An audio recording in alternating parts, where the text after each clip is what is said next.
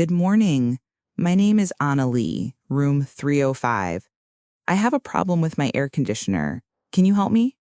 Good morning, Ms. Lee. I'm sorry to hear that. What's wrong with the air conditioner? It's not working. It was very warm last night and I couldn't sleep well. That sounds uncomfortable. Does it make any noise, or is it completely off? It's off. I tried the remote, but nothing happens. Thank you for explaining. I'll send a technician to check it. Are you staying in the room now, or can we fix it while you're out? I have a meeting in 30 minutes. Can you fix it while I'm gone? I'll be back in 2 hours. Yes, we'll send someone within the hour. I'll call you when it's done. What's your phone number?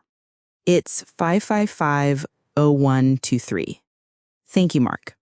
You're welcome. We'll try to fix it quickly. Is there anything else wrong with the room? No, just the air conditioner.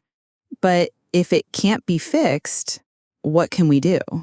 If the technician can't repair it, we can move you to another room. Would you be okay with that? Yes, that would work. I just need a cool room to sleep and work. I understand. We'll try to fix it first. If not, I'll find a similar room on a higher floor.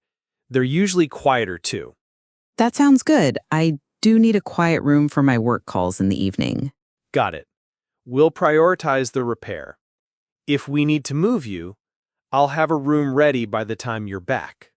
Thank you. How will I know if I need to change rooms? I'll call you or leave a note at the front desk. You can also check with us when you return. Perfect.